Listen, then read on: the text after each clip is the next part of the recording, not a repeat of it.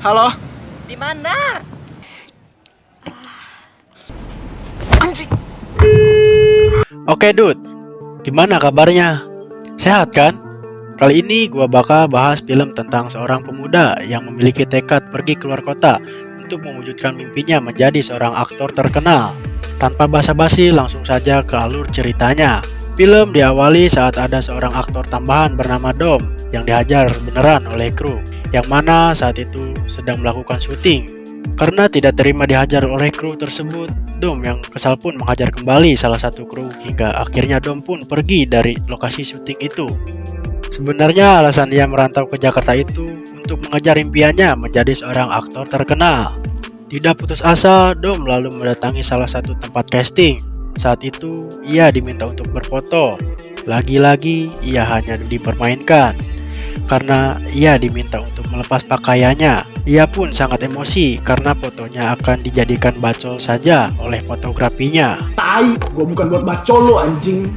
Ya sudah lah ya. Singkat cerita, setelah beberapa lama ia berada di ibu kota, ia berbelanja di salah satu supermarket dan melihat seorang wanita bernama Pinkan yang saat itu mobilnya sedang mogok.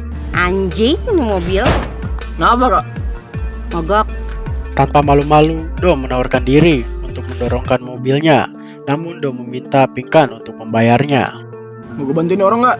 Tapi bayar ya, nggak ada kerjaan gue. Saat kemudian Radit yang merupakan pacarnya Pinkan meminta Dom untuk membantunya mendorong mobil. Setelah mobilnya nyala, Dom yang cuma dibayar goceng pun ngegas. Tai, goceng doang.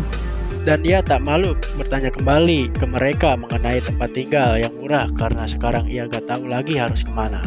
Di perjalanan, Dom menceritakan kalau dirinya seorang aktor yang merantau ke Jakarta. Sesampainya di sana, Pinkan mengajak Dom bertemu ibu kos. Saya bawa orang nih lagi nyari tempat.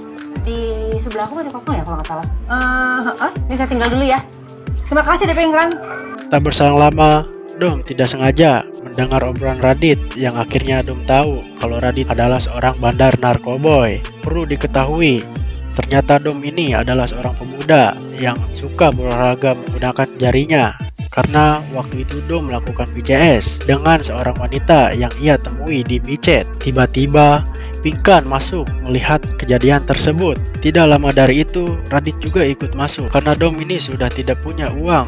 Ia meminta pekerjaan ke mereka. Yang di sini Radit langsung memeriksa Dom untuk berjaga-jaga. Barangkali Dom ini adalah intel. Pintar loh. Dom pun akhirnya diterima kerja.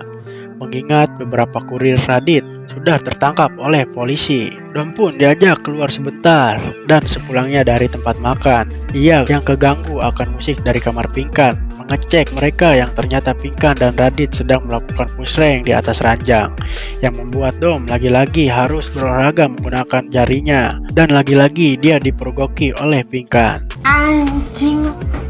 Anjing, gue lagi nonton Goblin juga.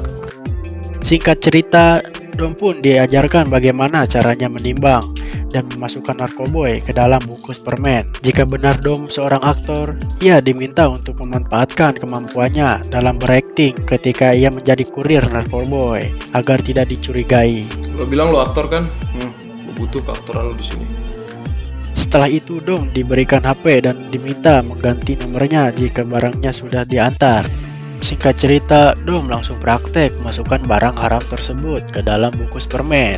Namun sebelum mengantarkan paket, Dom diajak dulu ke sebuah barbershop milik Radit. Lalu saat Pinkan dan Dom sedang mengobrol, Radit keluar dari barbershop dan memberitahu kalau kurirnya baru saja tertangkap oleh polisi. Dan Dom pun gagal untuk menjalankan debutnya. Mau nganterin besok aja ya. Putri kena. Keesokan harinya Dom mulai beraksi. Dom menyelipkan barang tersebut di bangku kereta. Lalu tak lama kemudian terlihat seorang wanita yang mengambil barang haram tersebut. Setelah paket diambil, Dom pun langsung membuang nomor HP-nya. Kini setiap harinya, Dom disibukkan dengan pekerjaan barunya tersebut. Sore harinya, karena pekerjaan Dom sangat bagus, Radit mengajak Dom ke kamarnya untuk pesta narkoboy bersama salah satu teman Radit yang bernama Pai. Mereka berempat kemudian langsung memulai pesta narkoboy.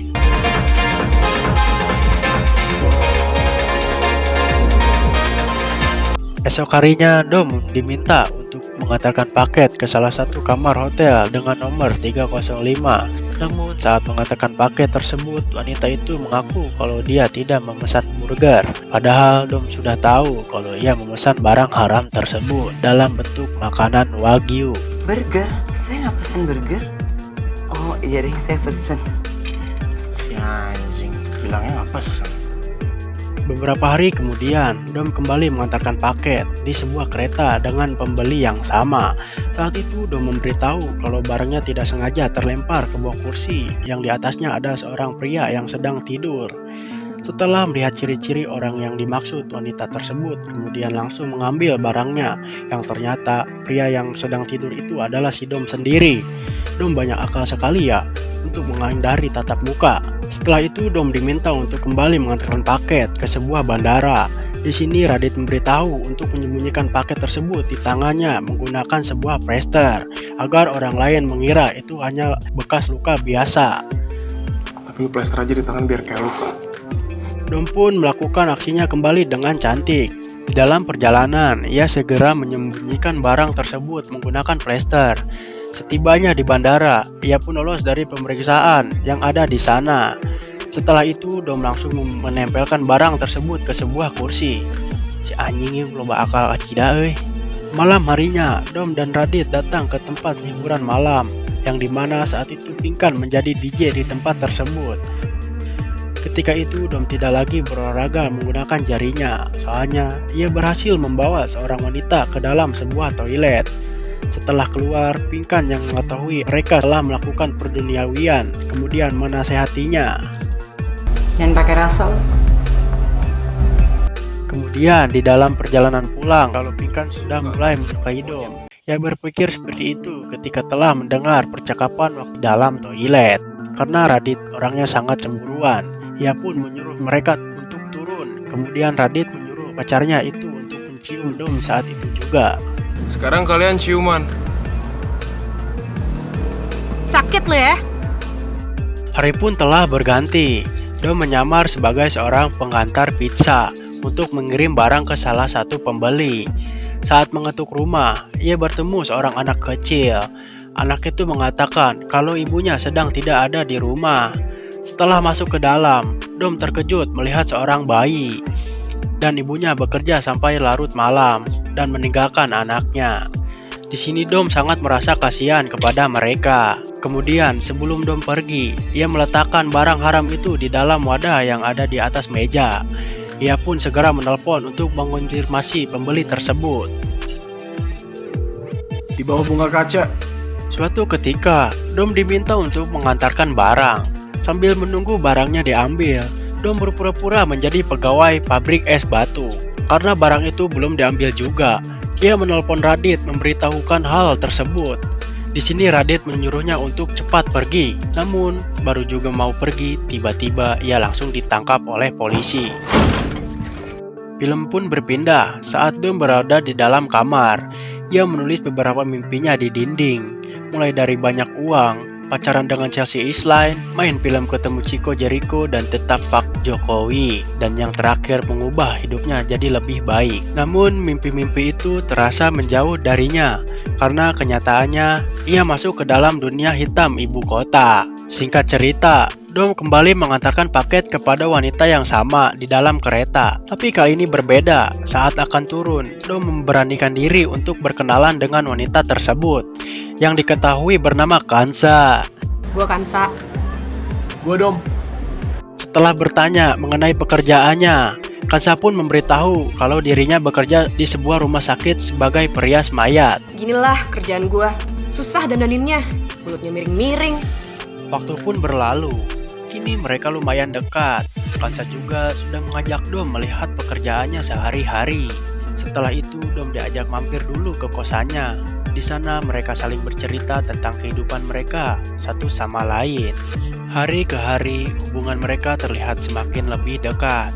Dan saking dekatnya mereka pun melakukan pada intinya inti percocokan duniawi.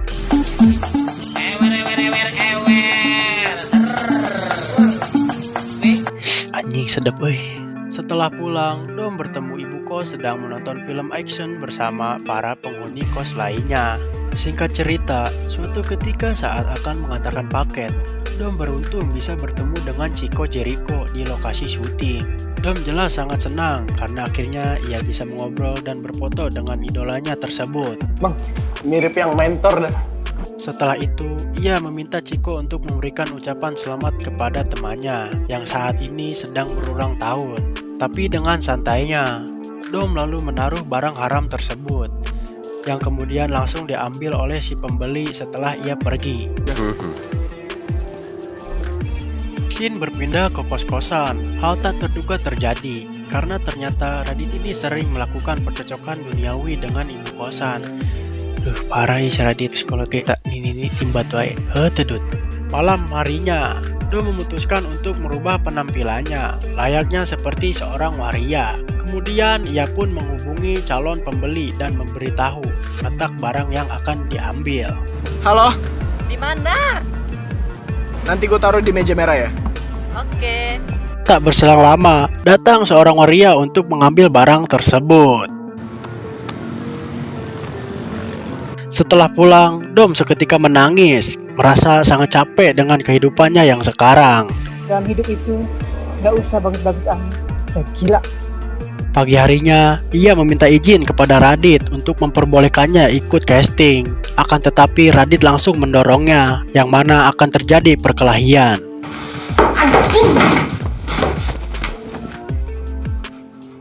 Setelah itu, Dom mencoba untuk meminta maaf, dan karena menganggap sudah selesai masalah itu.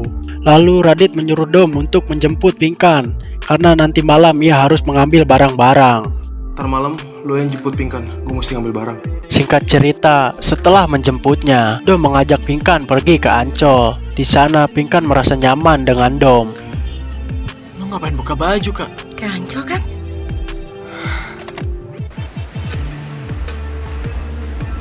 Dan setelah kembali masuk ke mobil, mereka tentu saja melakukan pengenceritan di dalam mobil. Sepulangnya mereka, Dom yang baru saja selesai mandi seketika dibuat panik dengan suara tangisan Pinkan. Alasan ia menangis karena ternyata Radit kini sudah tertangkap oleh polisi. Dom kemudian mencari tahu penyebab Radit tertangkap. Dan ternyata yang sudah sangat cepu selama ini adalah Pai, teman baiknya sendiri, si anjing Pai. Tidak duga-duga. Om Pai!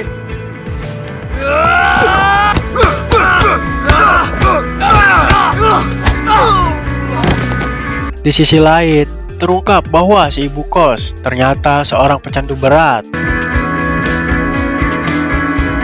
Sementara itu, Dom akhirnya memilih untuk kembali menggapai mimpinya menjadi seorang aktor terkenal. Sebelum pergi, Dom sempat menemui Pinkan untuk mengucapkan salam perpisahan. Dan film pun selesai. Dan itulah alur cerita dari film Jakarta versus Everybody. Jadi bagaimana menurut kalian filmnya? Oh iya, bagi kalian yang ingin menonton full movie-nya, silahkan cek saja di aplikasi bioskop online. Gua Bagas mewakili Al Project, sampai bertemu di film selanjutnya. Mamat.